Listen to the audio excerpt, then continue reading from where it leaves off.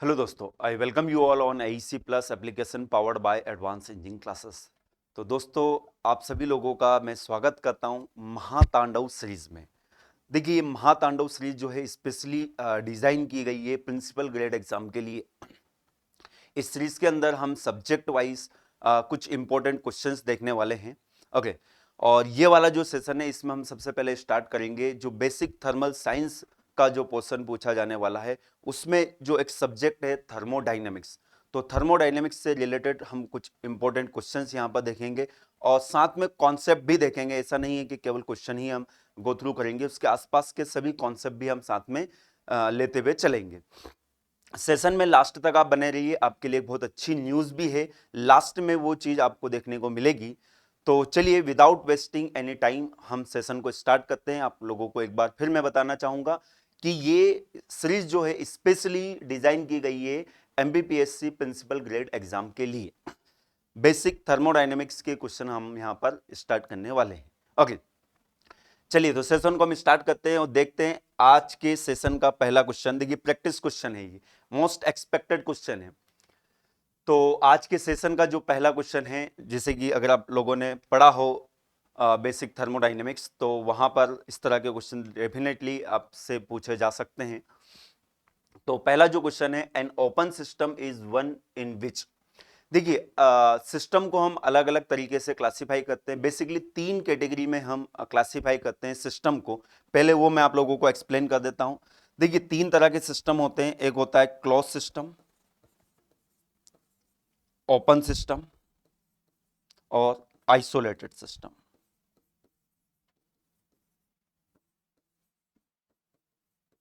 Okay, अब देखिए basic in तीनों में क्या डिफरेंस है। यहां पर एनर्जी मतलब हीट की अगर हम बात करें, हीट और मास के इंटरेक्शन के आधार पर हम यहां पर इनको क्लासिफाई करते हैं।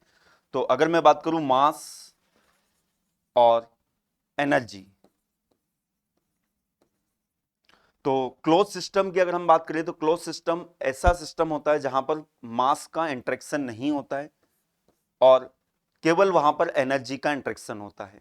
जैसे कि फॉर एग्जांपल अगर मैं बात करूं कि आपने एक नॉर्मल बोतल लिया है, बोतल में पानी है और उस बोतल को आपने धूप में रख दिया, तो ये उस धूप की वजह से क्या होगी, गर्म होने लगेगी। तो वहां पर हम बोल सकते हैं कि एनर्जी का इंटरेक्शन हो रहा है, जबकि मास जो रहेगा वो पानी जितना था उतना ही हमेशा रहेगा अगर बंद ढक्कन है तो। ठीक है, तो उस तरह के सिस्टम को हम क्या बोलेंगे, क्लोज सिस्टम बोलेंगे। ओपन सिस्टम की अगर मैं बात करूं तो ओपन सिस्टम का मतलब होता है जहां पर मास और एनर्जी दोनों का इंटरेक्शन होता है। तो यहां पर मास के आगे भी करेक्ट लगेगा और एनर्जी के आगे भी करेक्ट लगेगा। अब जैसे कि एग्जांपल अगर हम देखें ओपन सिस्टम के थर्मोडायनेमिक्स पॉइंट ऑफ व्यू से, जैसे कि अगर हम बात करें पंप हो गया, पंप में क्या आता है, पानी आता है और पानी बाहर निकल जाता है और वहां पर हमें एनर्जी भी देनी पड़ती है। एनर्जी का मतलब हुआ कि जिससे कि आप इलेक्ट्रिसिटी सप्लाई कर रहे हो, तो एनर्जी का इंटरेक्शन भी हो रहा है। टरबाइन, टरबाइन में पानी आता है, स्टीम आती है, वो अपनी एनर्जी को देती है और वो स्टीम और पानी जो है वो बाहर निकल जाता है।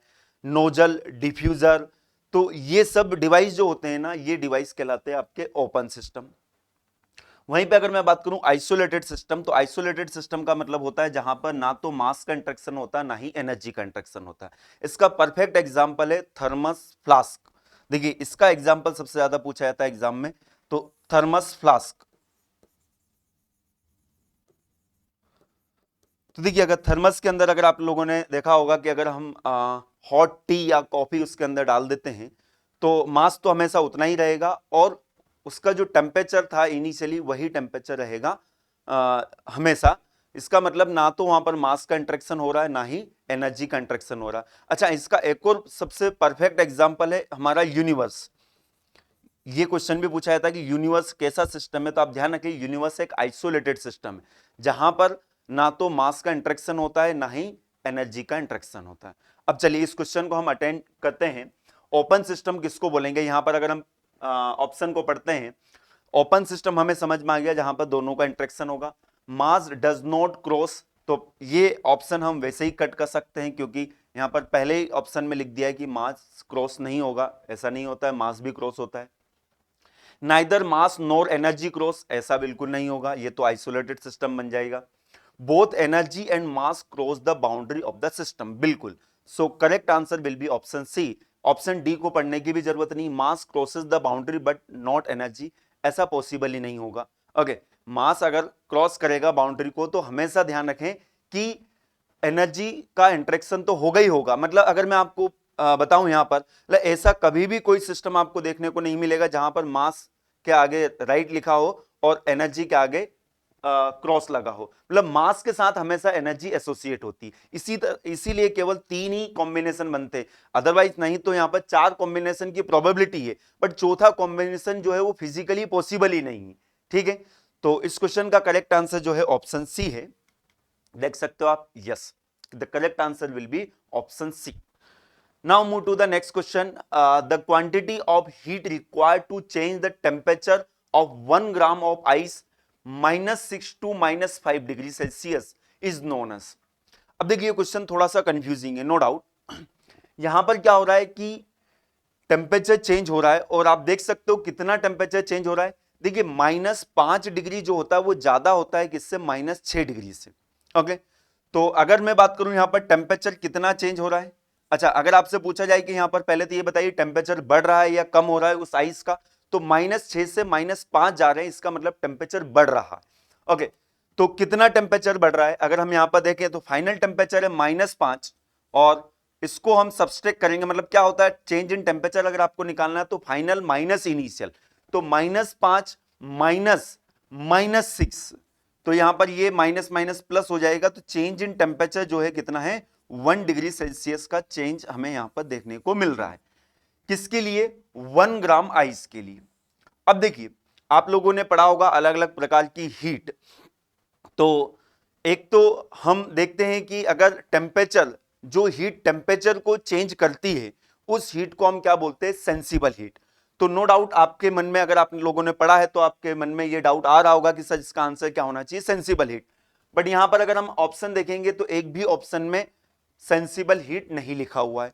तो पहले तो आप ध्यान रखें, यहां पर मैं आपको बताना चाहूंगा कि अगर टेम्परेचर चेंज होगा, टेम्परेचर चेंज अगर होता है तो उस हीट को हम क्या बोलते हैं, सेंसिबल हीट बोलते हैं। क्योंकि टेम्परेचर अगर चेंज हो रहा है तो उसे हम क्या कर सकते हैं, सेंस कर सकते हैं। और एक और हीट होती है जिसे हम बोलते हैं लेटेंट हीट। लेटेंट हीट में क्या होता है, अवस्था चेंज होती है, फेज चेंज होता है। मतलब अगर मैं इस आइस को, आइस जो होती है 0 डिग्री सेल्सियस पर वो सॉलिड स्टेट में भी होती है और 0 पर ही वो लिक्विड में कन्वर्ट हो जाती है, तो उस केस में वहां पर जो एनर्जी की रिक्वायरमेंट होती है ना, उस एनर्जी को बोला जाता है लेटेंट हीट। तो यहां पर अगर मैं आपसे बात करूं कि लेटेंट हीट क्या होती है, तो आप ध्यान रखें लेटेंट हीट का मतलब होता है फेस को चेंज करने के लिए, फेस चेंज में जो एनर्जी की जरूरत पड़ती है उससे हम क्या बोलते हैं, लेटेंट हीट। तो देखिए यहां पर फेस तो चेंज हो नहीं रहा है, आइस -6 पर आईसी रहती है और -5 पर भी वो आईसी रहती है, मतलब सॉलिड स्टेट में रहती है। तो यहां पर अगर हम ऑप्शन देखें तो लेटेंट हीट ऑफ फ्रीजिंग, ये तो ऑप्शन बिल्कुल नहीं आएगा। ओके, फ्रीजिंग हीट ऐसा कुछ होता नहीं है। Heat of vaporization, vaporization vapour मतलब कि स्टीम बन जाना, तो यहां तो ये सॉलिड स्टेट में है, ये भी नहीं होगा। तो जो ऑप्शन बचा हुआ है वो क्या है, स्पेसिफिक हीट। तो नो डाउट आपने आंसर तो लगा दिया, आंसर जो है आपका बिल्कुल करेक्ट है, स्पेसिफिक हीट। बट अगर हम बात करें कि स्पेसिफिक हीट क्या होती है, तो देखिए स्पेसिफिक हीट को किस तरह से हम डिफाइन करते हैं। स्पेसिफिक हीट होती है 1 ग्राम सब्सटेंस का 1 डिग्री टेम्परेचर चेंज करने के लिए जितनी एनर्जी की जरूरत पड़ती है ना, उसे हम बोलते हैं स्पेसिफिक हीट। ओके, अब ये 1 ग्राम भी हो सकता है, 1 केजी भी हो सकता है। जैसे कि अगर मैं बात करूं हीट को हम मैथमेटिकली कैसे लिखते हैं, Q बराबर mc डेल्टा टी। ओके, अब देखिए ये Q जो है हीट है, ये उस सब्सटेंस का मास है, और यहां पर C जो है ना, इस C को बोला जाता है स्पेसिफिक हीट। तो देखिए अगर मैं यहां पर ये चेंज इन टेम्परेचर को 1 कर देता हूं और इस मास को भी 1 कर देता हूं, तो देखिए ये भी 1 ये भी 1, तो Q बराबर क्या हो जाएगा, C हो जाएगा। तो यहां पर ये स्पेसिफिक हीट जो है क्या है, ये C है। तो देखिए स्पेसिफिक हीट को किस तरह से डिफाइन करते हैं, 1 यूनिट मास के 1 डिग्री टेम्परेचर को चेंज करने के लिए जितनी एनर्जी की जरूरत पड़ती है उसे हम क्या बोलते हैं, स्पेसिफिक हीट बोलते हैं। तो ये आप ध्यान रखें। अच्छा, इसकी यूनिट पूछी जा सकती है, यूनिट भी पूछी जाती है इसकी। अब देखिए हीट की यूनिट जो होती है क्या होती है, किलो जूल होती है। हीट की यूनिट होती है जनरली किलो जूल में हम इसको रिप्रेजेंट करते हैं। मास जो होगा वो केजी में होगा। चेंज इन टेम्परेचर जो होगा, change in temperature degree Celsius में भी हो सकता है, केल्विन में भी हो सकता है। जब भी आप डिफरेंस निकालेंगे तो आप केल्विन में इसको केल्विन में कन्वर्ट कर लोगे तब भी डिफरेंस 1 आएगा, मतलब यहां पर।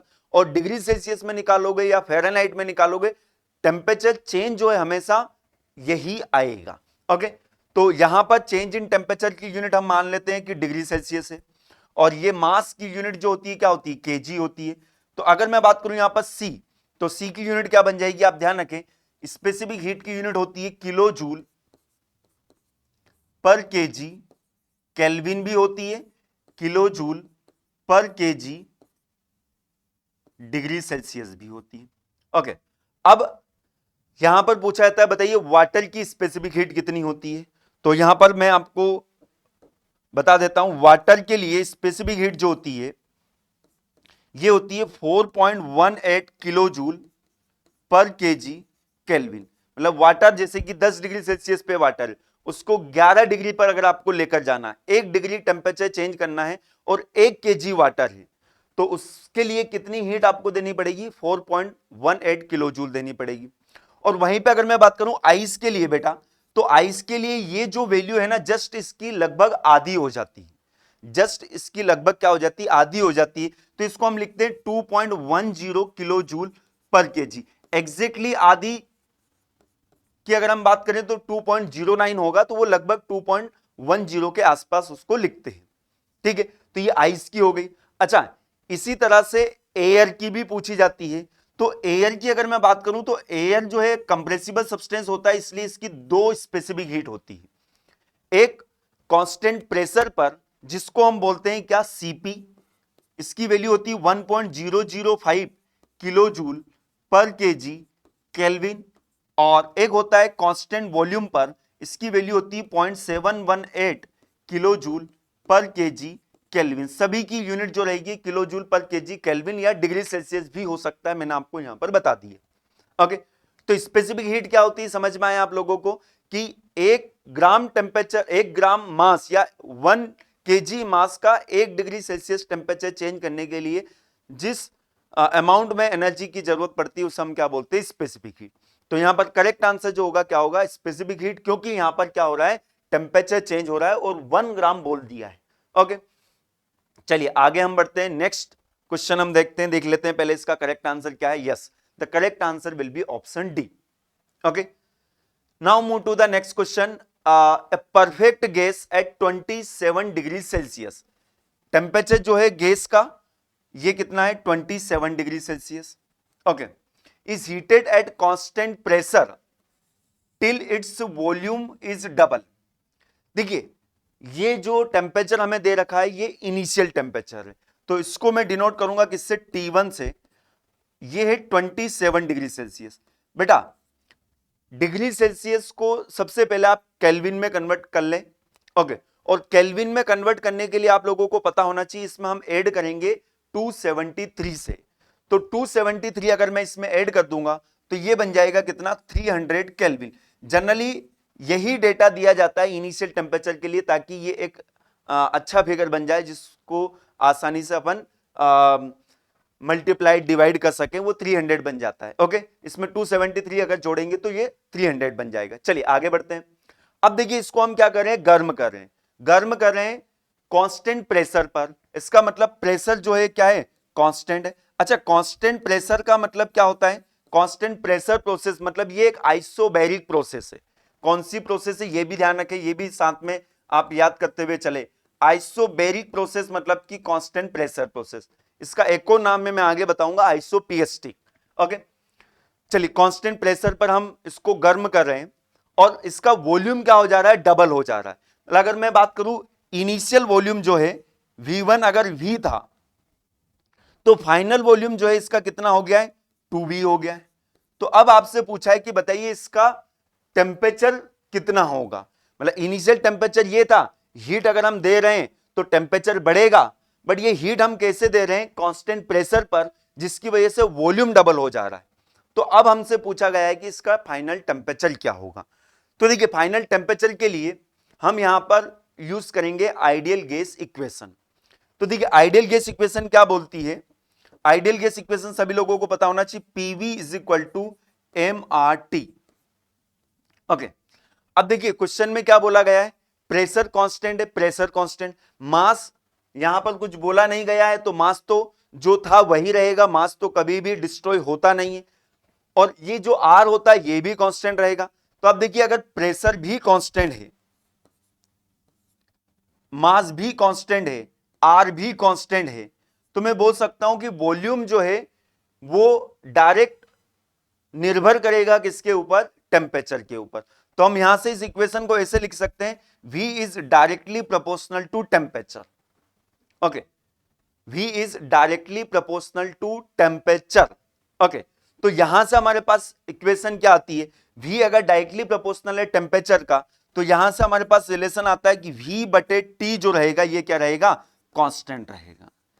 V बटे T जो रहेगा, प्रोपोर्शनल साइन अगर हम हटाएंगे तो वो क्या बन जाएगा, कांस्टेंट बन जाएगा। जिसे कि मैं एक और आपको सिंपल भाषा में एक और कॉन्सेप्ट बताता हूं जिससे आप समझ जाएंगे। जैसे कि हम ओम्स लॉ लिखते हैं, ओम्स लॉ लिखते हैं ना, V is directly proportional to I, तो यहां पर हमारे पास बन जाता है V इज RI बन जाता है। तो हम ऐसा लिखते हैं कि V बटे I बराबर क्या बन जाता है, R।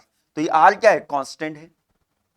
तो इसी तरह से यहां पर मैंने लिखा है यहां पर, तो मतलब आप इलेक्ट्रिकल ब्रांच के स्टूडेंट है तो आप इससे उसको रिलेट कर सकते हैं। ओके, तो अब यहां पर इस फॉर्मूले का हम यूज करके क्या करेंगे, टेम्परेचर निकाल लेंगे। अब देखिए इसको हम कैसे लिख सकते हैं, V1 बटे T1 is equal to V2 बटे T2। ओके, इस तरह से हम इसको लिख सकते हैं।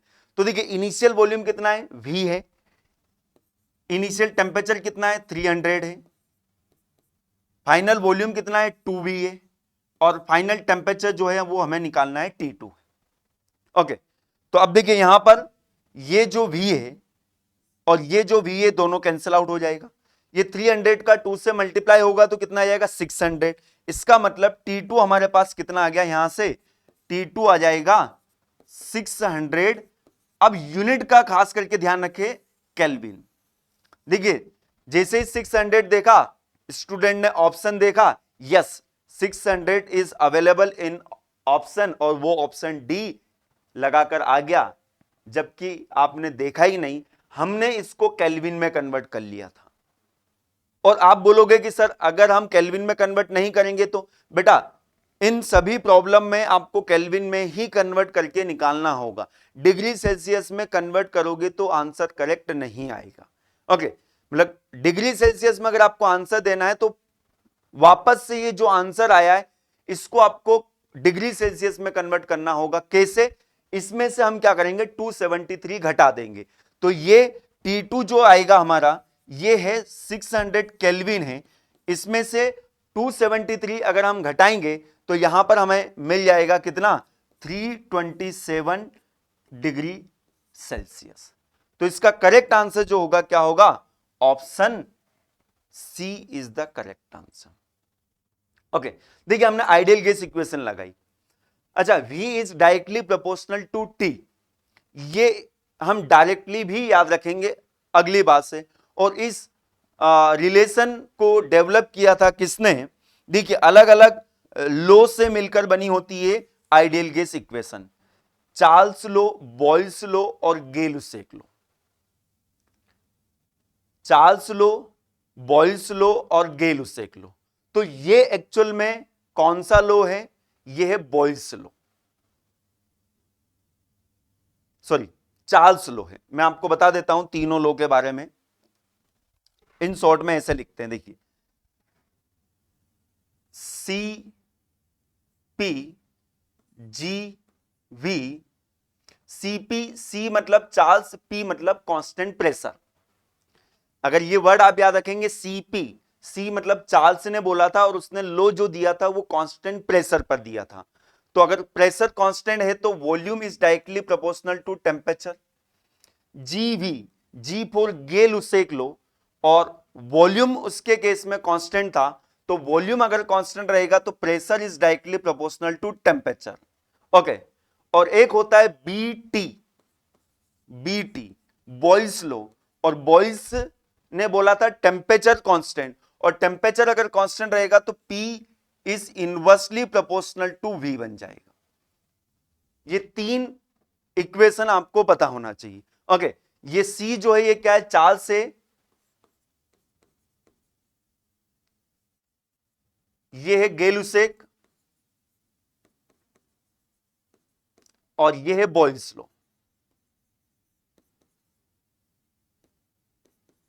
तो आप ध्यान रखें, तो हम यहां पर डायरेक्टली कौन सा लॉ यूज कर सकते थे, देख लीजिए, V is directly proportional to T, तो ये V is directly proportional to T जो आया, ये कौन किसने बताया, चार्ल्स ने बोला, तो ये चार्ल्स लॉ भी आप डायरेक्टली यूज कर सकते हैं। ठीक है, अदरवाइज आप बेसिक से जाएंगे तो कभी कोई गलती नहीं होगी अगर वो पता भी नहीं है। बट क्या है, मैंने इसलिए बताया क्योंकि ये भी डायरेक्टली एग्जाम में पूछ लिया जाता है कि बताइए चार्ल्स लॉ क्या होता है, मतलब ये पूछ लिया जाता है कि अगर volume is directly proportional to temperature है तो ये कौन सा लॉ कहलाता है, तो चार्ल्स लॉ कहलाता है। ठीक है, चलिए आगे बढ़ते हैं। तो इसका करेक्ट आंसर हमें पता चल गया, ऑप्शन सी रहेगा इसका correct answer. Now move to the next question. When neither mass nor energy is allowed to cross the boundary of the system. अब अभी थोड़ी देर पहले मैंने बताया था, ना तो मास क्रॉस कर रहा है ना ही एनर्जी क्रॉस कर रही, तो ऐसे सिस्टम को हम क्या बोलेंगे। अब देखिए ये क्वेश्चन जो है ये भी थोड़ा सा कंफ्यूजिंग है। अभी सिस्टम की बात चल रही है, तो सिस्टम मैंने आपको देखिए पहले ही क्वेश्चन में बताया था, जहां पर मास और एनर्जी दोनों क्रॉस नहीं करती है, तो ऐसे सिस्टम को हम क्या बोलते हैं, आइसोलेटेड सिस्टम, जो कि ऑप्शन ए में ही अवेलेबल है। तो आपको ज्यादा नहीं सोचना है, definitely the correct answer will be option A. But यहां पर ऑप्शन बी जो है वो बोला गया है यूनिवर्स। तो बेटा यूनिवर्स जो है वो आइसोलेटेड सिस्टम का एग्जाम्पल है, ये जो है ये क्या है बेटा, एग्जाम्पल है। तो आप सिस्टम की पूछा है तो आप एग्जाम्पल को आंसर नहीं करेंगे, सिस्टम की पूछा है तो आप एग्जाम्पल को आंसर नहीं करेंगे। अदरवाइज यूनिवर्स जो है वो भी एक आइसोलेटेड सिस्टम है। ओके, बट यहां पर आपको आंसर जो करना है, सिस्टम का पूछा है तो आइसोलेटेड सिस्टम आपको आंसर करना है। ठीक है, क्लोज सिस्टम ओपन सिस्टम क्या होता है ये मैं आपको ऑलरेडी बता चुका हूं। चलिए तो हम आगे बढ़ते हैं, इस क्वेश्चन का आंसर जो होगा ऑप्शन ए होगा। Next, which of the following entities is not a thermodynamic property. इनमें से कौन सी एंटिटी, इनमें से कौन सी क्वांटिटी थर्मोडाइनामिक प्रॉपर्टी नहीं है, थर्मोडाइनामिक प्रॉपर्टी नहीं। ओके, अब जैसे कि अगर मैं बात करूं कि प्रॉपर्टी क्या होता है, अगर प्रॉपर्टी को अगर मैं डिफाइन करूं तो प्रॉपर्टी जो होता है, एक वर्ड में लिख रहा हूं जिससे आपको सारी चीजें क्लियर हो जाएगी। Properties are the characteristic of the system. क्या है, they are the characteristic of system. अब जैसे कि अगर मैं बात करूं कैरेक्टरिस्टिक, सपोज हमारे पास ये एक सिस्टम है। ओके, इसके अंदर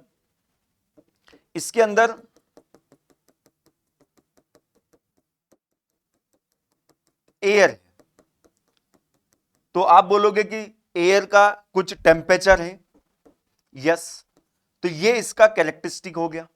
ओके, आप बोलोगे कि एयर का कुछ प्रेशर है, तो ये भी इसका क्या हो गया, कैरेक्टरिस्टिक हो गया। एयर का कुछ वॉल्यूम है, वो भी इसका कैरेक्टरिस्टिक हो गया। ओके, एयर की डेंसिटी है, ये भी इसका कैरेक्टरिस्टिक हो गया। समझ में आ रहा, तो ये सब एयर की स्पेसिफिक हीट है, वो भी उसका कैरेक्टरिस्टिक हो गया। तो ये सब क्या है, इसके कैरेक्टरिस्टिक है। बट आप ऐसा नहीं बोल सकता हो कि एयर की इतनी हीट है, इट इज रॉन्ग टू से कि इस एयर के अंदर इतनी हीट है, इट इज रॉन्ग टू से कि इस एयर के अंदर इतना वर्क है।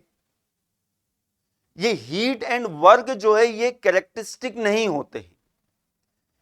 ये एयर से हमें वर्क मिल सकता है, यहां पर इसके अंदर कुछ एनर्जी है, उसकी वजह से, मतलब कैरेक्टरिस्टिक जो होता है, जैसे कि मेरे अंदर जो है एनर्जी है, तो ये एनर्जी जो है ये है कैरेक्टरिस्टिक, एनर्जी है वो कैरेक्टरिस्टिक है। बट हीट, मैं ये नहीं बोलूंगा कि मेरे अंदर हीट है, मैं ये नहीं बोलूंगा कि मेरे अंदर वर्क है। मेरे पास एनर्जी है तो मैं काम कर सकता हूं, मैं वर्क कर सकता हूं। पेट्रोल है, उसके अंदर एनर्जी है, तो उससे हमें हीट मिल सकती है। ओके, तो कैरेक्टरिस्टिक आपको समझ में आ गया होगा कि कैरेक्टरिस्टिक क्या है, प्रॉपर्टी क्या है, उसके कैरेक्टरिस्टिक है। तो यहां पर हमेशा ध्यान रखें, हीट और वर्क, यहां पर ऑप्शन में अगर वर्क भी होता तो वो भी करेक्ट आंसर होता। मतलब यहां पर कौन प्रॉपर्टी नहीं है, तो आप आंसर करेंगे हमेशा heat and work is not a property of system. ये एक नोट डालकर आप लिख ले और बिल्कुल अच्छे से याद रख ले, heat and work is not a property of system. Okay, ये प्रॉपर्टी नहीं होते हैं। ठीक है, आगे बढ़े, तो ये आपको ध्यान रखना, बाकी सब जो है वो क्या है, सिस्टम की प्रॉपर्टी होगी। Now move to the next question, correct answer देख लेते हैं। Yes, the correct answer will be option B. Next, which of the following is a path function quantity. अब अगेन ये भी अच्छा कॉन्सेप्ट है। इनमें से कौन सी क्वांटिटी पाथ फंक्शन है? ओके, कौन सी क्वांटिटी पाथ फंक्शन है? जैसे कि अगर मैं बात करूं, सपोज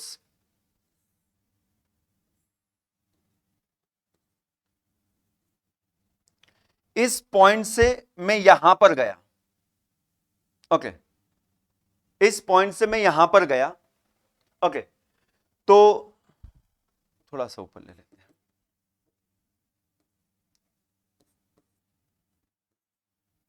अब देखिए, मैंने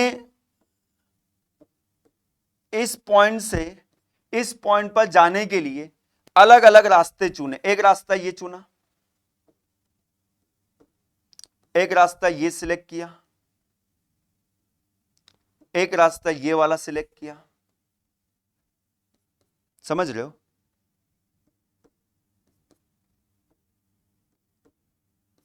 ओके, तो देखिए, अगर मैं बात करूं यहां पर इनिशियल प्रेशर कुछ भी है सपोज, तो यहां पर मैं किसी भी पाथ से जाऊं, यहां का प्रेशर जो रहेगा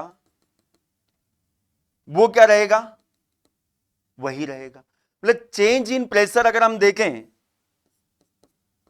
चेंज इन प्रेशर जो है, आप किसी भी पाथ से जाएं, चेंज इन प्रेशर जो रहेगा वही रहेगा।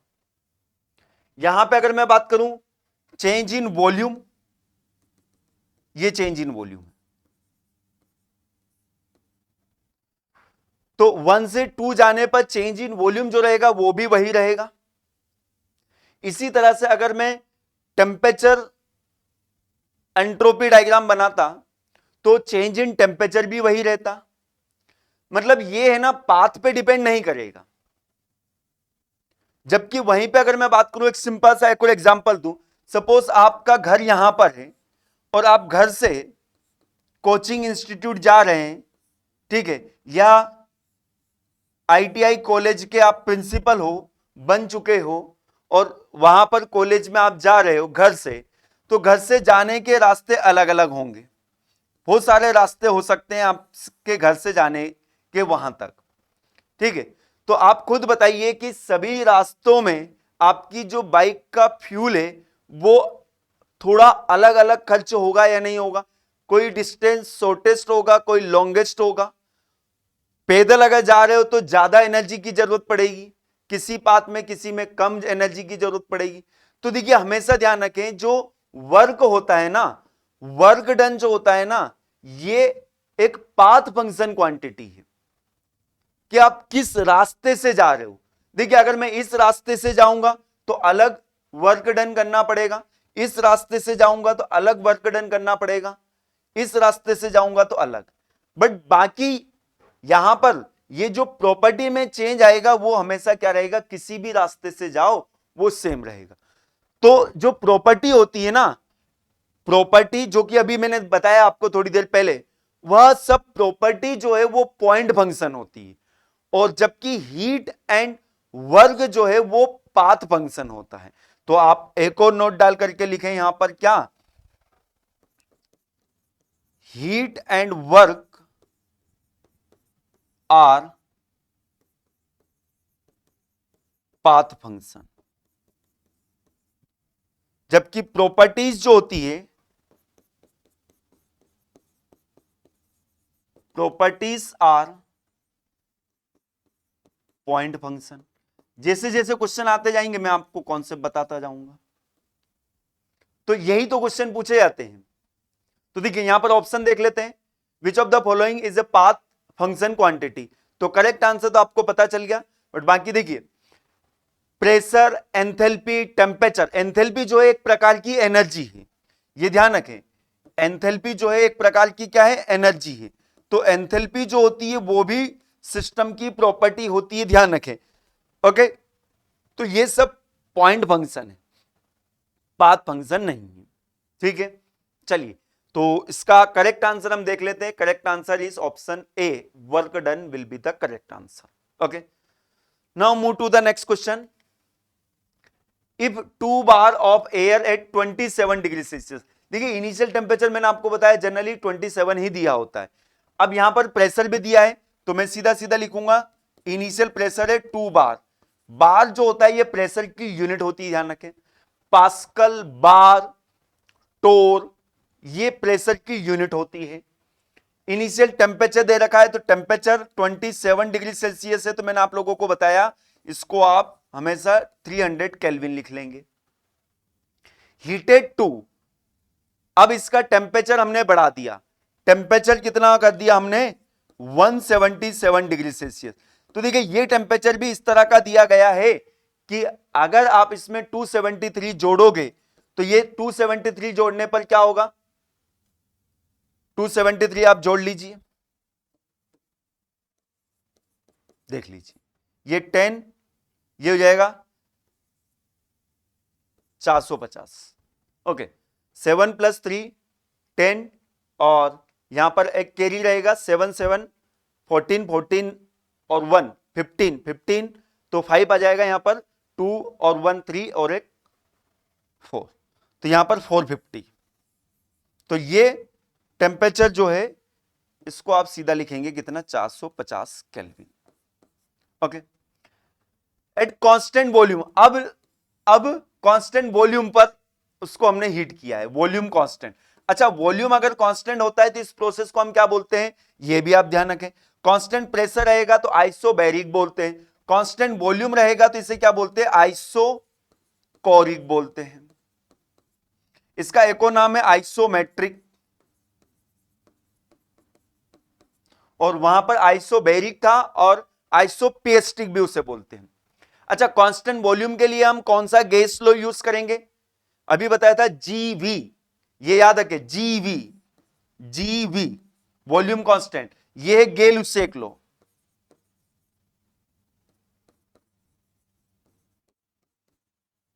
और गेल-लुसेक लो क्या बोलता है, वॉल्यूम कांस्टेंट, अगर वॉल्यूम कांस्टेंट रहेगा तो आप चाहो तो बेसिक से भी निकाल सकते हो। देखिए PV is equal to m R T, अगर वॉल्यूम कांस्टेंट है, एम और आर हमेशा कांस्टेंट रहेगा, तो प्रेशर जो रहेगा डायरेक्टली प्रोपोर्शनल रहेगा टेम्परेचर के।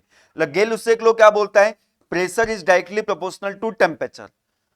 तो अब क्या पूछा है, द प्रेशर विल बी, पहले क्या पूछा था, टेम्परेचर पूछा था, अब टेम्परेचर बढ़ा दिया है, टेम्परेचर दे दिया है आपको फाइनल, अब प्रेशर पूछा है। तो यहां पर अकॉर्डिंग टू गेल-लुसेक हम क्या लिखेंगे, इक्वेशन बताइए, P1/T1 is equal to P2/T2। तो अब आपको इस क्वेश्चन से पिछले वाला क्वेश्चन और भी अच्छे से क्लियर हो गया होगा। ओके, तो देखिए इनिशियल प्रेशर, देखिए सारे ऑप्शन जो है वो बार में ही है, तो प्रेशर को हमें कन्वर्ट करने की जरूरत नहीं है। तो प्रेशर जो है वो 2 है इनिशियल टेम्परेचर जो है कितना, 300 है, और P2 जो है वो हमें निकालना है, और फाइनल टेम्परेचर जो है कितना है, 450 है। तो यहां से आप आसानी से P2 निकाल सकते हो। ओके, तो P2 जो आएगा आई थिंक ये हो जाएगा 1.5 1.5 इंटू 2, तो ये 3 बार आना चाहिए, 3 बार। समझ में आया? तो इस क्वेश्चन में कौन सा गैस लो हमने यूज किया है? गे-लुसेक, या फिर आप आइडियल गैस इक्वेशन से भी निकाल सकते हो। ओके, तो यहां पर ये आइडियल गैस इक्वेशन जो है ये भी यही रिलेशन देगी, ठीक है। तो आप देख सकते हो the correct answer will be option B, मतलब 3 बार प्रेशर हो जाएगा उस एयर का, ठीक है। चलिए आगे बढ़ते हैं, move to the next question. Which property is an intensive property? अब प्रॉपर्टी तो हमने समझ लिया था, बट यहां पर पूछा है कि इनमें से कौन सी इंटेंसिव प्रॉपर्टी है। तो देखिए प्रॉपर्टी को हम दो कैटेगरी में डिवाइड करते हैं।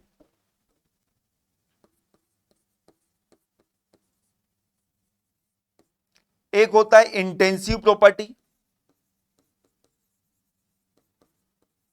और एक होता है एक्सटेंसिव प्रॉपर्टी। ओके, अब देखिए इंटेंसिव प्रॉपर्टी किसको बोलते हैं, नाम से हमें समझ में आ रहा है। इंटेंसिव जो कि मास पर डिपेंड नहीं करती है, डज नॉट डिपेंड्स ऑन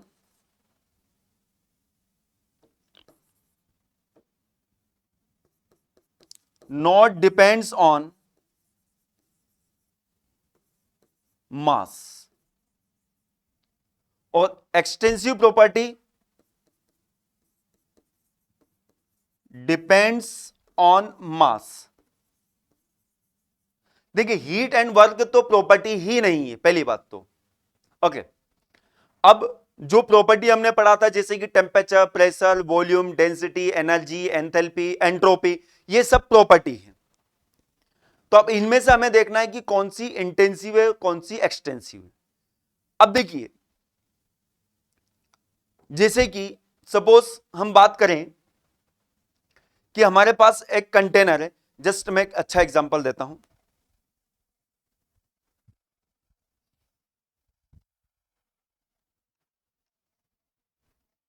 देखिए बेटा, ये बोतल है, इसके अंदर पानी है, कुछ मास है इसका।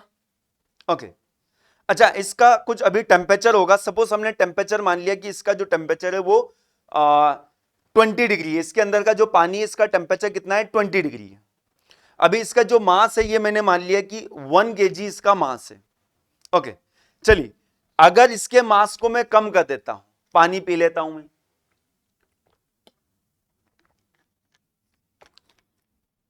मास मैंने बदल दिया, तो मुझे बताइए इसका टेम्परेचर चेंज होगा क्या? नहीं, टेम्परेचर अभी भी उतना ही है। इसका मतलब टेम्परेचर जो है कैसी प्रॉपर्टी हो गई? Temperature is a intensive property. Okay, अब अगर मैं बात करूं यहां पर, इसका प्रेशर चेंज होगा क्या? नहीं, यहां पर जो मॉलिक्यूल के बीच में जो इंट्रैक्शन था ना वो वही रहेगा। तो प्रेशर जो होता है वो भी एक इंटेंसिव प्रॉपर्टी। अच्छा, अगर मैं बात करूं डेंसिटी, पानी की डेंसिटी कितनी होती है आप लोगों को पता होगा, 1000 केजी पर मीटर क्यूब जनरली। अगर मैं पानी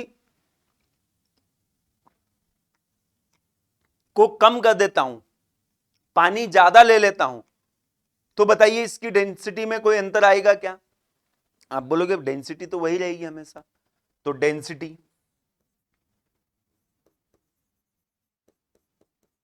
ओके, अच्छा entropy, kinetic energy, volume, specific enthalpy, इनकी अगर हमें बात करें, अब वहीं पे अगर मैं बात करूं वॉल्यूम, तो देखिए पानी का मास जो था वो 2 kg है, पानी का मास मैंने कर दिया कम, तो पहले वॉल्यूम जो था ये पूरा था, पूरा भरा हुआ था, मास इसका मैंने कम कर दिया तो वॉल्यूम कम हो गया कि नहीं पानी का? तो वॉल्यूम जो है डेफिनेटली ये कैसी प्रॉपर्टी है? ये एक्सटेंसिव प्रॉपर्टी है। Okay, extensive property. अब देखिए अगर मैं बात करूं यहां पर, जितनी भी प्रकार की एनर्जी होती है, जितनी भी प्रकार की टोटल एनर्जी होती है, वह सब डिपेंड करती है मास पर।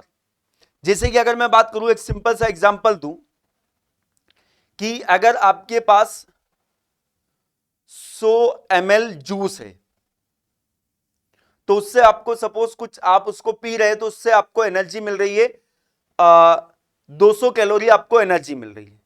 तो डेफिनेटली अगर 200 ml जूस अगर आप पियोगे तो उससे डबल एनर्जी मिलेगी कि नहीं मिलेगी? तो एनर्जी, जितने भी प्रकार की एनर्जी होती है ना, वह सब एक्सटेंसिव प्रॉपर्टी में आती है, मास पर डिपेंड करती है। जैसे कि अगर मैं बात करूं काइनेटिक एनर्जी, काइनेटिक एनर्जी का फॉर्मूला आप पढ़ते हो हाफ mv², तो ये मास पर डिपेंड करेगी। पोटेंशियल एनर्जी mgh का पढ़ते हैं ये फॉर्मूला हम, ये भी मास पर डिपेंड करेगी। तो ये तो आपको आसानी से समझ में आ गया। थर्मोडायनामिक पॉइंट ऑफ व्यू से अगर मैं बात करूं तो एनर्जी का मतलब जैसे कि एंथैल्पी, एंथैल्पी, इसके अलावा internal energy,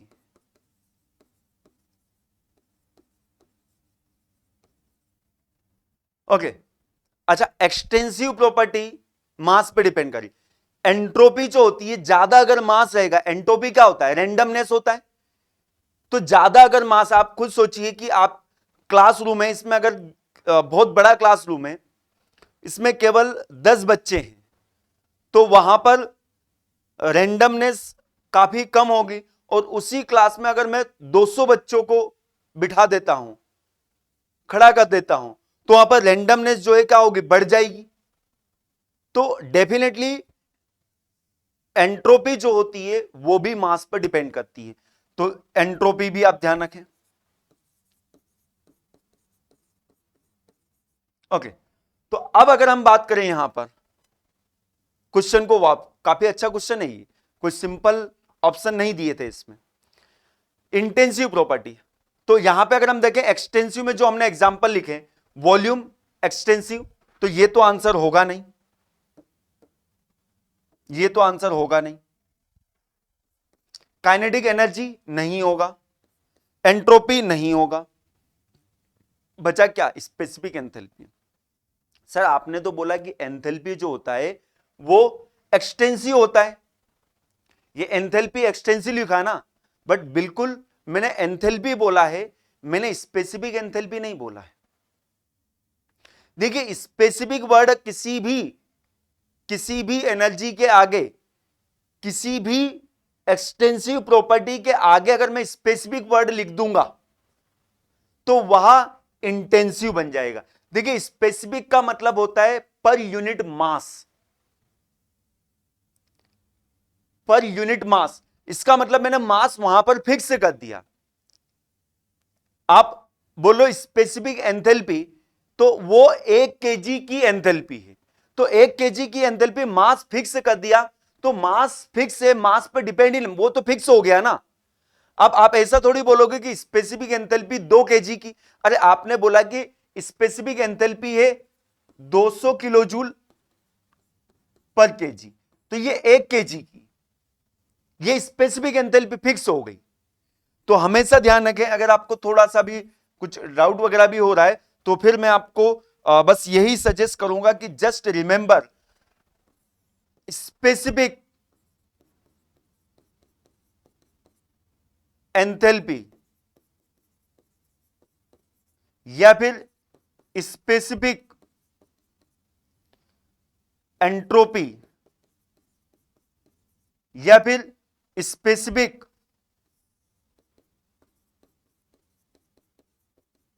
volume, specific kinetic energy, ये स्पेसिफिक वर्ड अगर आ जाता है तो वो इंटेंसिव बनेगा। स्पेसिफिक मतलब पर यूनिट मास, ओके। तो वो फिक्स है, तो वो कैसी प्रॉपर्टी हो जाएगी? वो इंटेंसिव प्रॉपर्टी हो जाएगी। So no doubt the correct answer will be option A is the correct answer. ठीक है, तो ये फ्लो चार्ट आप ध्यान रखें, यहां से डेफिनेटली क्वेश्चन पूछे जाने की संभावना है। चलिए move to the next question. Heat is supplied to a cylinder containing a perfect gas fitted with a frictionless piston loaded with a constant weight. What will be the process called? क्या बोला है देख लीजिए, थोड़ा सा अपन समझ लेते हैं डायग्राम बना के। Okay, heat is supplied to a cylinder containing perfect gas.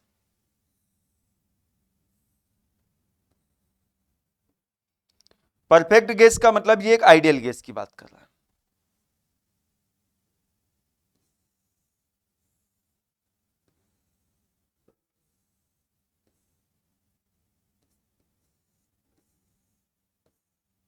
हमारे पास एक कंटेनर है, इसके अंदर क्या है, आइडियल गैस है।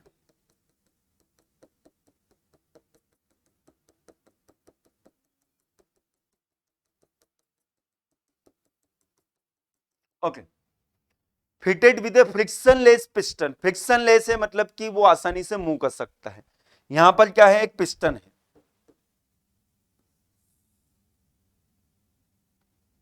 Okay, piston. अच्छा, ये पिस्टन जो है ये अभी यहां पर रुका हुआ है। कब रुकेगा ये, जब इसके ऊपर कुछ ना कुछ, अगर इसका कुछ प्रेशर है तो यहां पर इसके ऊपर कुछ ना कुछ वजन रखा होगा थोड़ा बहुत, जो कि उसको बैलेंस करेगा उस प्रेशर को। तो इसीलिए यहां पर बोला गया लोडेड विद ए वेट। यहां पर कुछ वेट रखा होगा। यहां पर इस क्वेश्चन में भी स्टूडेंट अच्छे अच्छे गलती कर जाते हैं। ये कुछ वेट रखा हुआ है, mg में बोल देते। अब क्या करें, heat is supply to a cylinder. इसको हम क्या कर रहे हैं, हीट सप्लाई कर रहे हैं। ओके, और ये पिस्टन जो है क्या है, फ्रिक्शनलेस है।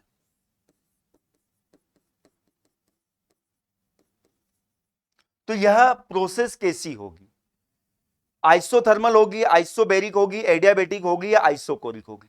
सबसे पहले हम बात करते हैं आइसोथर्मल। आइसोथर्मल का मतलब क्या होता है, जब टेम्परेचर क्या रहेगा, कांस्टेंट रहेगा। तो मुझे बताइए, हीट अगर हम सप्लाई करेंगे तो टेम्परेचर कांस्टेंट होगा क्या, नहीं। तो ये तो बिल्कुल पॉसिबल नहीं। हीट सप्लाई कर रहे हैं ना, ये हीट सप्लाई कर रहे हैं हम, तो हीट सप्लाई करेंगे तो टेम्परेचर तो चेंज होगा। अच्छा, हीट का इंटरेक्शन अगर आपको पता हो तो एडियाबेटिक प्रोसेस किसको बोलते हैं, जहां पर कोई हीट का इंटरेक्शन नहीं होता है। तो हीट सप्लाई कर रहे हैं ना हम, तो ये तो हीट जा रही है, मतलब ये एडियाबेटिक भी नहीं होगी। एडियाबेटिक में तो वॉल जो होती है इंसुलेटेड होती है, हीट जा ही नहीं सकती है, ना ही हीट बाहर निकल सकती है। तो ये एडियाबेटिक भी नहीं होगी। अब यहां पर दो प्रोसेस हमारे पास बची है, आइसोबेरिक और आइसोकोरिक। आइसोबेरिक का मतलब जब प्रेशर कांस्टेंट रहेगा, आइसोकोरिक का मतलब जब वॉल्यूम कांस्टेंट रहेगा। अब देखिए, कुछ स्टूडेंट यहां पर ऐसा सोच लेते हैं कि ये वजन रखा तो वॉल्यूम कांस्टेंट। बेटा, ये वजन का मतलब वो इनिशियली लोडेड है बस। अब देखिए, फ्रिक्शनलेस वर्ड यहां पर यूज कर लिया है ना, इवन मैकेनिकल वाले स्टूडेंट भी इसमें कंफ्यूज हो जाते हैं। फ्रिक्शनलेस वर्ड यहां पर यूज कर लिया, मतलब ये मूव कर सकता है, ये मूव कर सकता है, इसको फिक्स नहीं किया है तो मूव कर सकता है। इसका मतलब अगर मैं हीट सप्लाई करूंगा तो ये अगर मूव कर रहा है, इसका मतलब वॉल्यूम बदल रहा है। अच्छा, ये मूव क्यों करेगा, क्योंकि यहां पर प्रेशर बढ़ेगा। अच्छा, प्रेशर बढ़ेगा तो ये ऊपर मूव करेगा तो प्रेशर वापस कम हो जाएगा। मतलब यहां पर ये पिस्टन जो है ये ऊपर की तरफ धीरे धीरे मूव करेगा, जिसकी वजह से यहां का प्रेशर जो रहेगा वो कांस्टेंट रहेगा। बात समझ में आ रही, यहां का प्रेशर जो रहेगा वो क्या रहेगा, कांस्टेंट रहेगा। हीट देने से थोड़ा सा बढ़ेगा बट वो उसी समय पिस्टन जो है क्या हो जाएगा, मूव हो जाएगा। तो इसीलिए ये जो प्रोसेस होगी ना, ये प्रोसेस होगी आइसोबेरिक प्रोसेस। आइसोकोरिक भी नहीं होगी, क्योंकि यहां पर वॉल्यूम जो होगा, वॉल्यूम क्या होगा, चेंज होगा। पिस्टन ऊपर मूव करेगा, पिस्टन क्या करेगा, ऊपर मूव करेगा। तो प्रेशर जो रहेगा यहां पर क्या रहेगा, कांस्टेंट रहेगा। सर आइसोकोरिक कब होती, बेटा आइसोकोरिक जब मैं यहां पर इस पिस्टन को ऐसा बोल देता क्वेश्चन में, पिस्टन इज फिक्स। पिस्टन को हम यहां पर एक स्टॉपर लगाकर फिक्स कर देते, स्टॉपर लगाकर फिक्स कर देते, तो प्रेशर लगातार बदलता रहता और वॉल्यूम उसका वही रहता, तो फिर हम उसको क्या बोलते हैं, आइसोकोरिक बोलते हैं। बट यहां पर अभी पिस्टन जो है वो मूव कर सकता है। वो कैसे हमें पता चला? क्योंकि फ्रिक्शनलेस बोला गया। तो करेक्ट आंसर जो होगा इसका क्या होगा? Option B, isobaric process. देख सकते हो, काफी अच्छा क्वेश्चन था। आगे बढ़ते हैं। हीट एंड वर्क, बिल्कुल आपको समझ में आ गया होगा अभी तक। तो हीट एंड वर्क क्या है? इंटेंसिव प्रॉपर्टी है, एक्सटेंसिव है, पॉइंट फंक्शन है, पाथ फंक्शन है। पहली बात तो हीट एंड वर्क प्रॉपर्टी नहीं है, तो इंटेंसिव एक्सटेंसिव की तो हम बात ही नहीं करेंगे। आ गया ना समझ में? अब पॉइंट फंक्शन है या पाथ फंक्शन है बताया था। पॉइंट फंक्शन है या पाथ फंक्शन है? Definitely it will be a path function, path पर निर्भर करेगा। तो ये क्वेश्चन का कॉन्सेप्ट हम ऑलरेडी डिस्कस कर चुके हैं। तो करेक्ट आंसर जो होगा ऑप्शन डी होगा। ठीक है,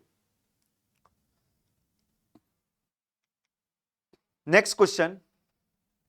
gas expands for a definite volume in a close vessel, the maximum work will be done when the process is eight.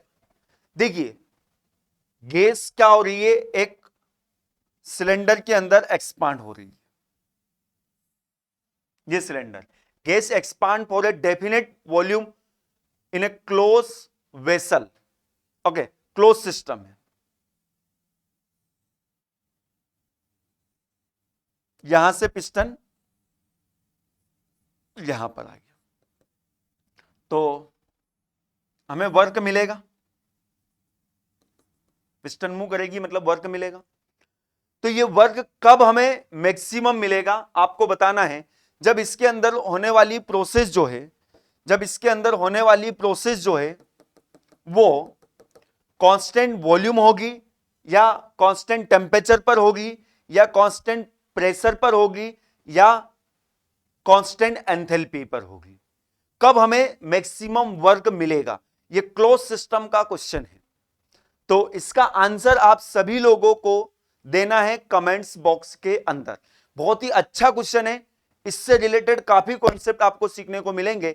Definitely अगर आपका रिस्पॉन्स रहा अच्छा, आपने आंसर दिया, तो इसका पूरा कॉन्सेप्ट मैं आपको नेक्स्ट सेशन में पूरा डिटेल में आपको समझाऊंगा, ताकि इससे रिलेटेड ऐसे कोई भी क्वेश्चन अगर आप आते हैं तो आप आसानी से उसको बना पाए। ओके, तो ये सेशन को अभी हम यहां पर एंड करते हैं। ये आपके लिए जो क्वेश्चन है, ये क्वेश्चन ऐसे मान लीजिए कि असाइनमेंट है, इसका आप आंसर करें। ऑल्दो इसका कॉन्सेप्ट अभी तक मैंने बताया नहीं है, पर फिर भी आप गेस कर सकते हैं, या फिर थोड़ा अगर आपने पढ़ा है तो वहां से उसके कॉन्सेप्ट को यूज करके आप इसका आंसर कर सकते हैं। तो आप बताइएगा जरूर कि इसका करेक्ट आंसर क्या होगा। ओके, अब जो मैंने आपको बताया था कि एक बहुत ही अच्छी इंफॉर्मेशन आप सभी लोगों के लिए, सेशन में आप लास्ट तक जुड़े रहेंगे तो डेफिनेटली वो चीज आपको देखने को मिलेगी।